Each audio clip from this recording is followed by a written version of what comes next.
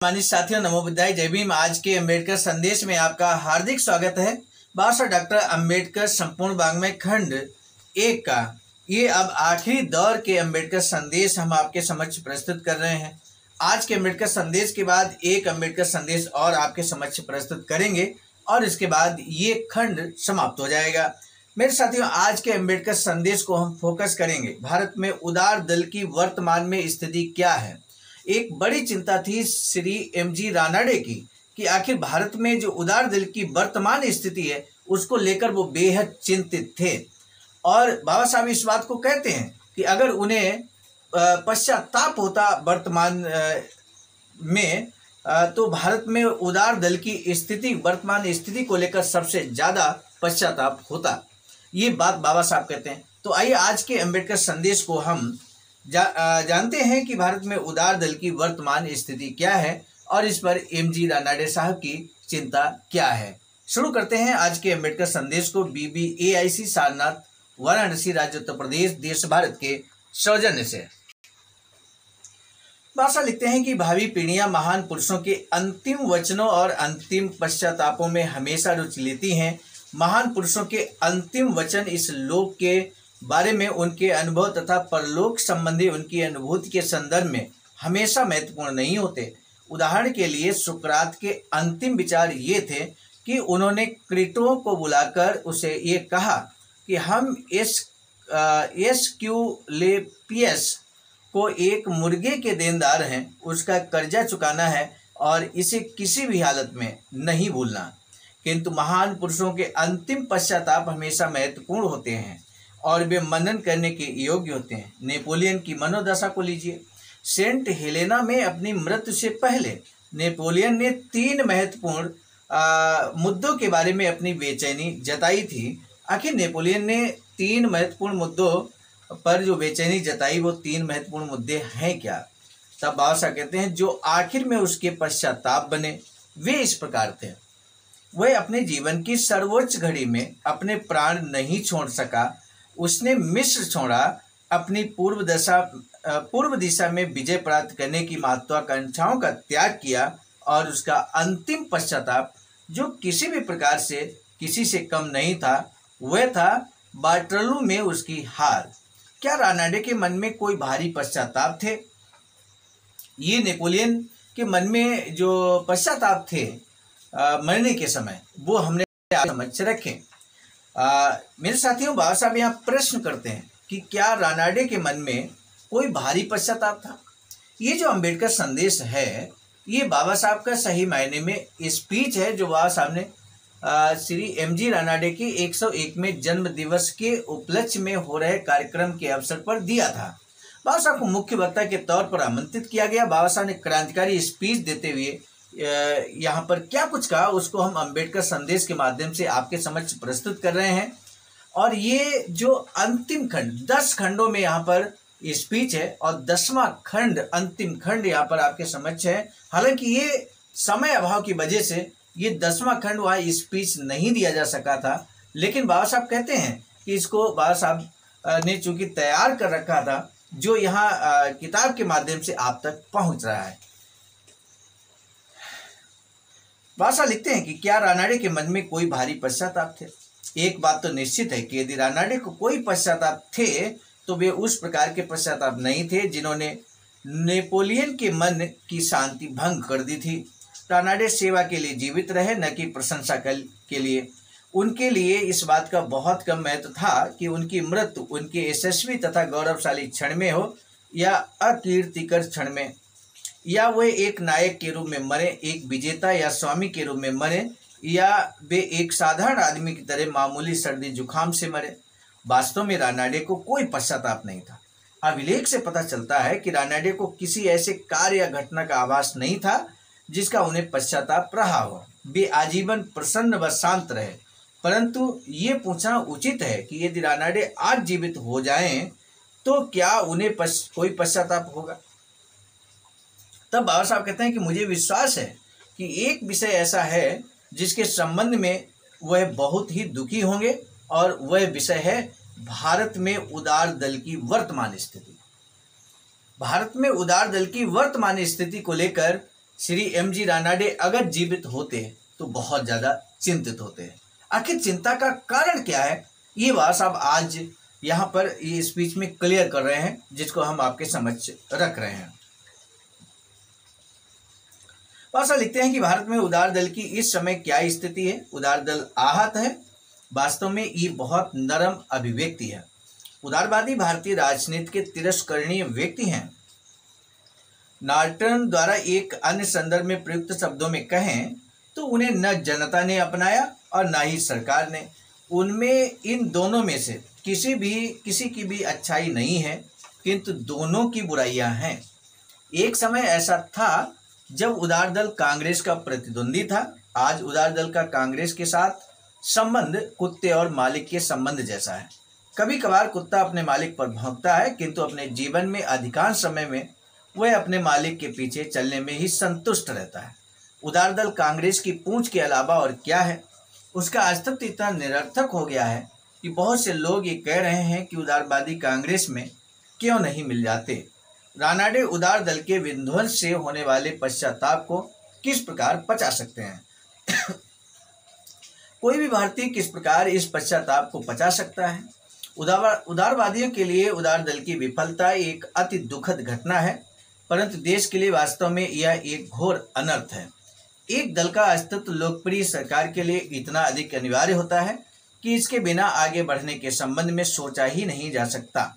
America की एक प्रसिद्ध इतिहासकार ने कहा है कि अपने संवैधानिक संगठन के किसी भाग की विफलता और लिखित संविधान के एक बड़े भाग के डूबने की कल्पना करना कहीं आसान है, पर राजनीतिक समूहों के बिना आगे बढ़ने की कल्पना करना कहीं कठिन है। वे तो हमारी जीवनदायिनी संस्थाएं हैं। वास्तव में किसी दल में नियंत्रण और अनुशासन के बिना मतदाताओं के समूह द्वारा देश पर शासन करने के प्रयास को जेम्स ब्राइस ने इस प्रकार कहा है कि यह उसी प्रकार का प्रयास है जैसे कि शेयर धारकों के वोटों द्वारा रेलवे बोर्ड के प्रबंधन का प्रयास करना या यात्रियों के वोटों द्वारा चलते हुए जहाज की दिशा बदलना। इस बात से इनकार नहीं किया जा सकता कि जन सरकार के लिए दल एक अनिवार्य घटक होता है, परंतु इसी प्रकार इस बात से भी इनकार नहीं किया जा सकता कि जन सरकार के लिए एक दल का शासन घातक होता है। ध्यान दीजिए, जन सरकार के लिए एक दल का शासन घातक होता है। वास्तव में ये तो जन सरकार को नकारना है। इस संबंध में जर्मनी और इटली का उदाहरण सबसे संगत उदाहरण है। वहां तो सर्व सत्तावादी देशों से चेतावनी लेनी थी। कहाँ हम उनके पदचिन्हों पर चलने के लिए उन्हें अपना आदर्श मान रहे हैं। राष्ट्रीय एकता के नाम पर इस देश में एक दलीय प्रणाली का स्वागत किया जा रहा है। जो लोग ऐसा कर रहे हैं वे एक दलीय शासन के दोषों की ओर ध्यान नहीं दे रहे हैं। उसमें इस बात की गुंजाइश है कि अत्याचार हो और सार्वजनिक कार्यकलापों को गलत दिशा दे दी जाए। एक दलीय जन सरकार को चलने देना लोकतंत्र को परोक्ष रूप से तानाशाही बनने की अनुमति देना है। वर्तमान में भारत में कांग्रेस शासन के अधीन हमारा ये अनुभव रहा है कि एक दल की सरकार के शासन में बहुमत का अत्याचार किस प्रकार कोरा अत्याचार नहीं रहता और कैसे वो एक जोखिम भरा तथ्य बन जाता है। क्या श्री राजगोपालाचारी ने हमसे ये नहीं कहा था कि कार्यपालिका और न्यायपालिका का अलग अलग होना अब आवश्यक नहीं रहा है, जैसा कि ब्रिटिश शासन में आवश्यक था? क्या ये तानाशाह के मुंह में खून लगने जैसा नहीं है? क्या तानाशाही इसलिए तानाशाही नहीं रहती कि वह निर्वाचित है? तानाशाही इसलिए भी स्वीकार्य नहीं हो जाती कि तानाशाह हमारे अपने ही भाई बंधु हैं। तानाशाह का चयन यदि चुनाव द्वारा किया जाए तो यह तानाशाही के विरुद्ध गारंटी नहीं है। तानाशाही के विरुद्ध वास्तविक गारंटी यही है कि उसे सत्ता से हटाने के लिए उसका मुकाबला किया जाए, उसे नीचा दिखाया जाए और उसके एक प्रतिद्वंदी दल द्वारा उसे उखाड़ा जाए। मेरे साथियों, जो ये घटनाक्रम आप देख रहे हैं ये तत्कालीन समय में 1943 का चूंकि स्पीच है बाबा साहब का, तो उस समय के परिदृश्य में बाबा साहब इस बात को कह रहे हैं। वर्तमान परिदृश्य में जरूर आप साथ साथ में विश्लेषण कर रहे होंगे। आप बुद्धिजीवी साथी हैं, दूरदर्शी हैं, आप दूर तक का सोचते हैं, तो निश्चित तौर पे वर्तमान परिस्थितियों में आप इन चीज़ों को बहुत गहराई से विश्लेषण कर रहे होंगे कि वर्तमान में कहीं ऐसी कंडीशन तो नहीं। बाबा साहब कह रहे हैं कि निर्वाचित लोग अगर तानाशाही निर्वाचित होकर अगर लोग आते हैं तो जरूरी नहीं कि वो तानाशाही नहीं करेंगे। इस बात की गारंटी नहीं है कि निर्वाचित है तो तानाशाही नहीं करेंगे। एक दलीय व्यवस्था की बात यहाँ पर कही जा रही है। एक दलीय व्यवस्था घातक, बाबा साहब कह रहे हैं घातक होती है, इस बात को कह रहे हैं। तानाशाही के विरुद्ध वास्तविक गारंटी यही है कि उसे सत्ता से हटाने के लिए उसका मुकाबला किया जाए, उसे नीचा दिखाया जाए और उसके एक प्रतिद्वंदी दल द्वारा उसे उखाड़ दिया जाए। यानी कि बाबा साहब बहुत ही स्पष्ट तौर पर कहते हैं कि तानाशाही के विरुद्ध वास्तविक गारंटी क्या है, और तानाशाही के विरुद्ध वास्तविक गारंटी यहाँ पर बहुत क्लियर कट बाबा साहब कहते हैं कि उसका मुकाबला किया जाए, समर्पण आत्मसमर्पण न कर दिया जाए, बल्कि उसका मुकाबला किया जाए और शासन सत्ता से उसे उखाड़ कर फेंक दिया जाए। बाबा साहब कहते हैं कि प्रत्येक सरकार निर्णय में गलती कर सकती है, बहुत ही बुरा प्रशासन दे सकती है, भ्रष्टाचार, अन्याय और दमन व अत्याचार तथा प्रतिष्ठा के कार्य कर सकती है। कोई भी सरकार आलोचना से मुक्त नहीं होनी चाहिए, किंतु सरकार की आलोचना कौन कर सकता है? यदि यह बात व्यक्तियों पर छोड़ दी जाए तो आलोचना कौन कर सकता है? सर टोबी ये सलाह दे गए हैं कि किसी व्यक्ति को अपने शत्रु से किस प्रकार निपटना चाहिए। उन्होंने कहा था कि जैसे ही तुम उसे देखो वैसे ही उसे तुरंत खींच लो, और जैसे ही खींचो उस पर भयंकर रूप से दहाड़ो। परंतु इस सलाह पर अमल करना उस व्यक्ति के लिए संभव नहीं जो सरकार के विरुद्ध लड़ना चाहता है। ऐसी बहुत सी बातें हैं जो व्यक्तियों के विरुद्ध इस भूमिका को सफलतापूर्वक निभा रही हैं। ब्राइस के अनुसार एक तो यह है कि विशाल जनसमूह भाग्यवादी है। व्यक्तिगत प्रयास की महत्ता न होने के कारण उनमें मौन स्वीकृति तथा समर्पण की प्रवृत्ति है। वे अपने को असहाय समझते हैं क्योंकि उनका विश्वास है कि मनुष्य के कार्यकलापों का संचालन तो बड़ी शक्तियां करती हैं और उनकी धारा को व्यक्ति अपने प्रयास से नहीं मोड़ सकता। दूसरे बहुसंख्यकों के अत्याचार की संभावना होती है। उन व्यक्तियों का जो बहुमत के पीछे नहीं चलते, प्रायः उनका दमन किया जाता है, उन्हें दंड दिया जाता है और उन्हें अन्य सामाजिक असुविधाओं का सामना करना पड़ता है। कांग्रेस के शासन में हम में से कुछ लोगों को इसका पर्याप्त अनुभव मिल चुका है। तीसरे सीआईडी का भय है। गेस्टापो तथा अन्य सभी साधन आलोचकों पर निगरानी रखने तथा उन्हें शांत करने के लिए सरकार के पास मौजूद हैं। मेरे साथियों, यहाँ कहा गया कि सीआईडी का भय है, तो वर्तमान में किस संस्था का भय सबसे ज़्यादा लोगों को सताता है? यह विपक्षी दल के नेताओं को सताता है। आप समझने की कोशिश जरूर कर रहे हैं। स्वतंत्रता रहस्य है, साहस का, और साहस व्यक्तियों द्वारा एक दल में बंध जाने से उत्पन्न होता है। सरकार को चलाने के लिए दल अनिवार्य होता है। साहस व्यक्तियों द्वारा एक दल में बंध जाने से उत्पन्न होता है।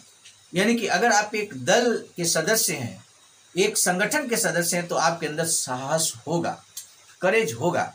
ये बात बाबा साहब कहते हैं। सरकार को चलाने के लिए दल अनिवार्य होता है, किंतु सरकार निरंकुश न हो जाए इसके लिए दो दलों का होना अनिवार्य है। दो दलीय व्यवस्था पर विशेष बल बाबा साहब यहाँ पर दे रहे हैं। कहते हैं एक लोकतांत्रिक सरकार तभी लोकतांत्रिक रह सकती है जबकि वहाँ दो दल हों, अर्थात सत्तारूढ़ दल और दूसरा विरोधी दल। जैसा कि जेनिंग्स ने कहा, यदि विपक्ष नहीं है तो लोकतंत्र भी नहीं है। महामहिम का विपक्ष कोई निरर्थक उक्ति नहीं होती। महामहिम को विपक्ष भी चाहिए तथा सरकार भी चाहिए। इन विचारों के परिप्रेक्ष्य में इस बात से कौन इनकार कर सकता है कि भारत में उदार दल की विफलता एक बड़ा अनर्थ नहीं है। उदार दल के पुनर्जीवन का या एक अन्य दल के निर्माण के बिना स्वतंत्रता के लिए संघर्ष का परिणाम यह होगा कि स्वतंत्रता छिन जाएगी, क्योंकि तानाशाही और स्वतंत्रता के बीच सांप और नेवले जैसा बैर होता है। चाहे तानाशाही देशी हो या विदेशी, यह खेद का विषय है कि भारतीय लोगों ने इस तथ्य की उपेक्षा की है। परंतु मुझे इस बात में संदेह नहीं है कि जो लोग ये चिल्लाते हैं कि केवल कांग्रेस ही एकमात्र पार्टी है और कांग्रेस ही राष्ट्र है, उनको अपने इस निर्णय पर पछताना पड़ेगा। यानी कि इस तरह से यहाँ पर आज के अम्बेडकर संदेश में इस बात पर हम लोगों ने फोकस किया कि भारत में उदार दल की जो वर्तमान स्थिति है वो किस तरह से एक विफलता के मुहाने पर खड़ी है, और इस बात का विश्लेषण, सटीक विश्लेषण बाबा साहब के द्वारा किया गया। आज के अम्बेडकर संदेश का जो महत्वपूर्ण प्रश्न है, वो महत्वपूर्ण प्रश्न हम आपसे जरूर जानना चाहेंगे कि एक लोकतांत्रिक सरकार कब लोकतांत्रिक रह सकती है। एक लोकतांत्रिक सरकार यानी कि जनता के द्वारा निर्वाचित हो, जनता के लिए हो और जनता की सरकार हो, लेकिन वो लोकतांत्रिक कब रहेगी? जैसा कि वर्तमान में आप विश्लेषण लगातार कर रहे हैं कि वर्तमान में लोकतांत्रिक सरकार है, जनता के द्वारा चुनी गई सरकार है, लेकिन आज के इस अम्बेडकर संदेश के ऊपर कही गई बहुत ऐसी बातें हैं, महत्वपूर्ण बातें हैं, चाहे वो तानाशाही से संबंधित हो या तानाशाही के विरुद्ध की बात की जा रही हो, तो वो सारी चीज़ें यहाँ पर आप जरूर विश्लेषण के साथ साथ जोड़ रहे होंगे, तालमेल बिठा रहे होंगे वर्तमान घटनाओं से। मेरे साथियों, यहाँ पर ये प्रश्न है, एक लोकतांत्रिक सरकार कब लोकतांत्रिक रह सकती है? किस बात को बाबा साहब ने यहाँ बहुत स्पष्ट ढंग से कहने की कोशिश की है। आज का अम्बेडकर संदेश बेहद क्रांतिकारी था। इस अम्बेडकर संदेश को अगर जन जन तक आप पहुँचाएंगे तो अन्य साथी भी, अम्बेडकर अनुयायी भी जागरूक होंगे आपके माध्यम से। हमने ये अम्बेडकर संदेश आप तक पहुँचाया, आप अपने साथियों तक, अम्बेडकर अनुयायियों तक आपके माध्यम से ये अम्बेडकर संदेश जाना चाहिए। इसी निवेदन और अनुरोध के साथ आज के अम्बेडकर संदेश को हम यहीं पर रोकना चाहेंगे। नए अम्बेडकर संदेश यानी कि खंड 1 का अंतिम अम्बेडकर संदेश हम लेकर कल उपस्थित होते हैं। दीजिए इजाजत, आप सभी को सादर नमो बुद्धाय, जय भीम। सामान्य साथियों, हम एक महत्वपूर्ण बात बताना उचित समझते हैं। बाबा साहब की अधूरी इच्छा के अनुरूप एक वैचारिक सेंटर निर्माणाधीन है सारनाथ वाराणसी में, जहां पर 14,000 स्क्वायर फीट जमीन परचेज कर ली गई है ring road green city Faridpur Sarnath में। वैचारिक सेंटर के प्रशासनिक ब्लॉक का निर्माण कार्य कंप्लीट हो चुका है। शानदार बेहतरीन प्रशासनिक ब्लॉक का निर्माण पूर्ण हो चुका है। आगे अब मुख्य भवन को बनाने की बारी हम सबकी है और इस हेतु आप दिए गए अकाउंट नंबर पर अपना अमूल्य योगदान कर सकते हैं। आज का अम्बेडकर संदेश हम लेकर उपस्थित हुए थे मिशन नायक बुद्ध मित्र मुसाफिर सर, राष्ट्रीय अध्यक्ष आवाज का नई दिल्ली की प्रेरणा में। प्रस्तुत करता मैं स्वयं सर्वजित आर्य, राष्ट्रीय मीडिया प्रभारी, IIT सेल आवाज का नई दिल्ली। मिलेंगे नए डॉक्टर अम्बेडकर संदेश में, तब तक दीजिए इजाजत। आप सभी को सादर नमो बुद्धाय, जय। सामान्य साथियों, यदि आप हमारे इस चैनल आवाज का ऑफिशियल, जिस पर नियमित सुबह 5 बजे डॉक्टर अम्बेडकर संदेश आपको मिलता है, आप हमारे इस चैनल को सपोर्ट करना चाहते हैं तो हमारा आपसे निवेदन है कि आप हमारे इस चैनल को सब्सक्राइब कर लें, वीडियो को शेयर, लाइक, कमेंट जरूर करें।